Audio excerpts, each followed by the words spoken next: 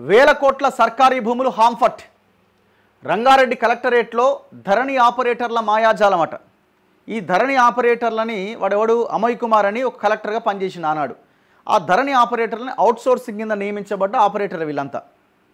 వీళ్ళు ఏం చేస్తారు, వాడు చెప్పడము, వీళ్ళు డబ్బులు తీసుకోవడము, ఈ కథా వ్యవహారం అంతా నడిపేయడం. వీళ్ళకి కావాల్సిన కమిషన్ వీళ్ళదే, కమిషన్ కలెక్టర్ది. ఇట్లా కొన్ని వేల వందల కోట్ల రూపాయలకు సంబంధించిన వ్యవహారాలు జరిగినాయి రంగారెడ్డి కలెక్టరేట్లో. మరి ఇంతవరకు విచారణ అయితే లేదు. మరి గండిపేట, బాలాపూర్, సరూర్ నగర్, రాజేంద్ర నగర్ మండలాల్లో ప్రభుత్వ భూములకు పాస్బుక్లు జారీ చేసిరట. గవర్నమెంట్ ల్యాండ్లకే ఇవన్న ఐఎస్ఓం అన్నట్టు. గత సర్కారు నేతలు రియల్టర్ల దన్ను. దొడ్డిదారిన 67 దరఖాస్తులకు ఓకే. 5 ఎకరాల పాస్బుక్ ₹1,00,00,000. ధరణి ఆపరేటర్లతో పాటు మరొకరి అరెస్ట్. పరారీలో 5. కలెక్టర్ల సంతకాలు ఫోర్జరీ.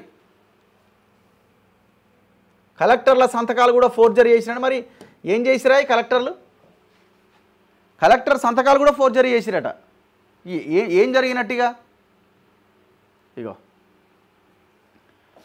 హైదరాబాద్ నగరంలో శాసనసభ ఎన్నికలకు ముందు వేల కోట్ల రూపాయల విలువైన ప్రభుత్వ భూములు రికార్డుల్లో ప్రైవేటు వ్యక్తుల పరమైనట్టుగా తెలుస్తోంది. ఇంతవరకు అమయ్ కుమార్ని అరెస్ట్ చేస్తలేరండి. ఇంతవరకు మరి ఎందుకు మరి అరెస్ట్ చేస్తలేరు? అరవింద్ కుమార్ మీద ఆరోపణలు వచ్చిన ఇంతవరకు అరెస్ట్ లేదు.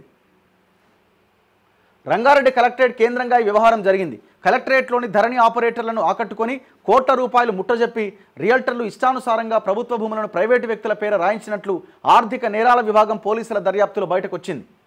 గత ప్రభుత్వంలోని బడా నేతలు, రియల్ ఎస్టేట్ వ్యాపారులు, అధికారులు కలిసి సర్కారు భూములను చెరబట్టిన వైనంపై ఇంతకుముందు ఆంధ్రజ్యోతి వరుస కథనాలు ప్రచురించింది. గండిపేట మండలం పొక్కల్వాడ సర్వే నెంబర్ 4లోని 500 కోట్ల విలువైన 5 ఎకరాల ప్రభుత్వ భూమికి శాసనసభ ఎన్నికల సమయంలో ఎలాంటి పత్రాలు లేకుండా పాస్బుక్లు జారీ చేశారు. జిల్లా కలెక్టర్ శశాంక సంబంధిత వ్యక్తులపైన క్రిమినల్ కేసులు నమోదు చేయాలని ఆదేశించారు.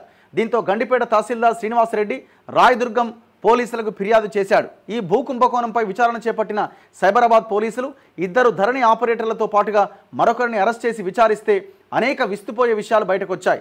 నగర శివారు ప్రాంతాల్లో వేల కోట్ల విలువైన ప్రభుత్వ కాందిశీకుల భూములకు పాస్బుక్లు జారీ చేసినట్టుగా బయటపడ్డది. ఈ వ్యవహారాలన్నీ ఇప్పుడు పోలీసులు తవ్వుతున్నారు. అరెస్ట్ అయిన వారిని రిమాండ్కి పంపించారు. పరారీలో ఉన్న రియల్ ఎస్టేట్ వ్యాపారితో పాటు మరో 6 కోసం గాలిస్తున్నారు. మణికొండ మున్సిపాలిటీలో భాగంగా ఉండే పొక్కల్వాడలో 5 ఎకరాల సర్కారు భూమికి పాస్బుక్ల జారీ కోసం ధరణి ఆపరేటర్లు ప్రైవేటు వ్యక్తులతో ₹1,00,00,000 డీల్ కుదుర్చుకున్నారట. వీటికి సంబంధించిన అన్ని సాక్ష్యాలు పోలీసులు సేకరించారు. వీళ్లే నగరంలో మరిన్ని భూములను ఇదే విధంగా ప్రైవేటు వ్యక్తుల పరం చేశారని పోలీసులు తవ్వుతుంటే తెలుస్తోంది. ఈ రకంగా మొత్తం ఈ దందా అంతా నడిపించినారనమాట.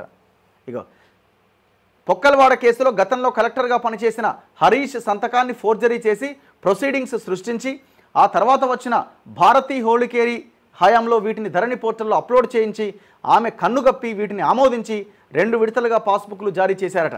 దీని వెనుక ప్రభుత్వ పెద్దలతో అంటకాగిన ఒక రియల్ ఎస్టేట్ సంస్థ ఉన్నట్టు ఆరోపణలు ఉన్నాయి. సో ఇట్లా ఈ వ్యవహారం అంతా నడిచిందనమాట.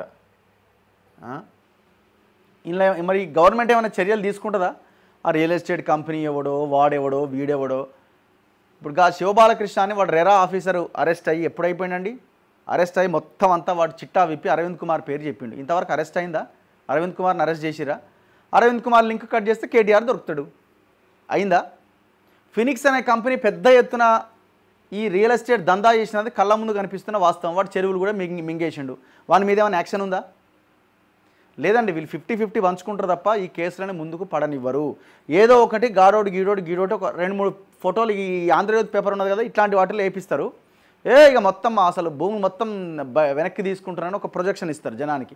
బాగానే చేస్తున్నారు కదా వీళ్ళు కూడా అని అనుకుంటారు. కానీ తెర వెనుక చాలా వేల ఎకరాల భూములు 50-50 అయిపోతాయి. ఇది జరుగుతుంది, మీరు చూడండి.